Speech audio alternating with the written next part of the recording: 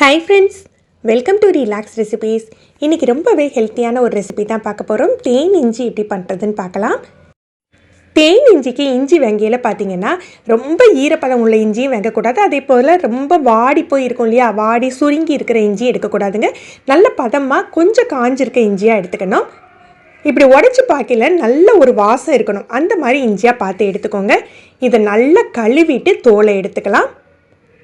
தோலை எடுத்துகிட்டு சின்ன சின்ன ஸ்லைஸாக பண்ணிக்கணும். பொதுவாக இந்த தேன் இஞ்சிக்கு வேங்கையில் நீங்கள் குண்டு குண்டு பீஸாக வேங்காமல் இந்த மாதிரி விரல் நீளத்துக்கு இருக்கும் இல்லையா, இந்த மாதிரி இஞ்சாக எடுத்துக்கிட்டிங்க அப்படின்னா ஸ்லைஸஸ் ஒன்று போல் வரும் உங்களுக்கு.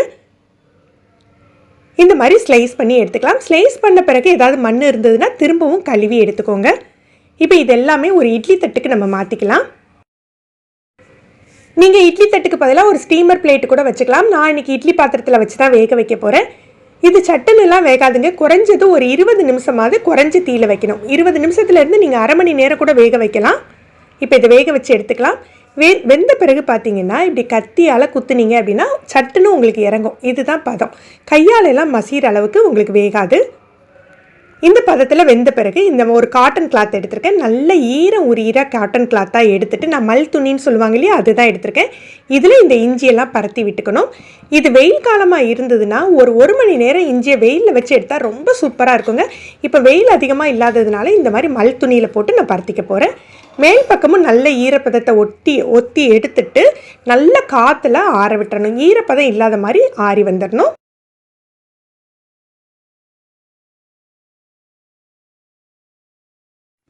வெயிலில் வச்சு எடுத்த அளவுக்கு வராது, இருந்தாலும் கொஞ்சம் உணர்ந்து வந்துடும். இப்போ இது ஒரு பீங்கான் ஜாடிக்கோ அல்லது ஒரு கண்ணாடி ஜாருக்கோ மாற்றிக்கலாம்.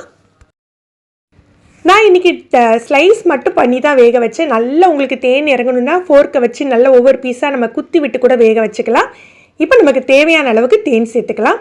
ஒரு சின்ன மரக்கரண்டியை வச்சு நம்ம குத்தி விட்டு தேன் சேர்த்துக்கலாம். இதில் பார்த்தீங்கன்னா நீங்கள் வெயிலில் வச்சு எடுத்தீங்கன்னா உங்களுக்கு 1 மாதம் 2 மாதம் ஆனாலுமே உங்களுக்கு கெட்டு போகாது. இந்த மாதிரி நிழலில் உலர்த்தி எடுக்கிறது ரொம்ப நாளைக்கெல்லாம் இருக்காதுங்க. 1 வாரம் வச்சுக்கலாம். அதுவும் நீங்கள் ஈரப்பதத்தோடு போட்டிருந்த மாதிரி ஈரப்பதம் இல்லாட்டி தான் உங்களுக்கு 1 வாரம் வரைக்கும் நல்லா இருக்கும். ஈரப்பதம் லைட்டாக இருக்கிற மாதிரி தோணுச்சு அப்படின்னா இதை அப்படியே எடுத்து ஃப்ரிட்ஜில் வச்சுக்கோங்க. ஃப்ரிட்ஜில் வச்சு நீங்கள் 1 மாதம் கூட யூஸ் பண்ணலாம். இதை டெய்லி ஒரு பீஸ் வெறும் வயிற்றில் சாப்பிட்டா ரொம்பவே நல்லது. சில பேருக்கு சாப்பிட்டதுக்கப்புறம் ஒரு இனிப்பு சாப்பிடணும்னு தோணும். அதுக்கு பதிலாக இந்த மாதிரி ஒரு தேன் இஞ்சி ஒரு ஸ்லைஸ் சாப்பிடுங்க, ரொம்ப நல்லதுங்க. ட்ரை பண்ணி பாருங்கள். இப்போ பசங்க இஞ்சி சாப்பிட வருத்தப்படுறாங்க அப்படின்னா இந்த தேனை கொஞ்சம் நீங்கள் அதிகமாக ஊற்றிட்டு இதில் ஊறி இருக்க இந்த தேனை எடுத்து கூட நீங்கள் ஜூஸ் இதில் எல்லாம் கலந்து கொடுத்தீங்கன்னா உங்களுக்கு அந்த இஞ்சியோட ஒரு சத்துமே கிடைக்கும். ஃப்ரெண்ட்ஸ், நீங்களும் இந்த ரெசிபி ட்ரை பண்ணி பாருங்கள். எப்படி இருந்ததுன்னு கமெண்ட் பண்ணுங்கள். இந்த வீடியோ உங்களுக்கு பிடிச்சிருந்ததுன்னா லைக் பண்ணி ஷேர் பண்ணுங்கள். தேங்க்யூ.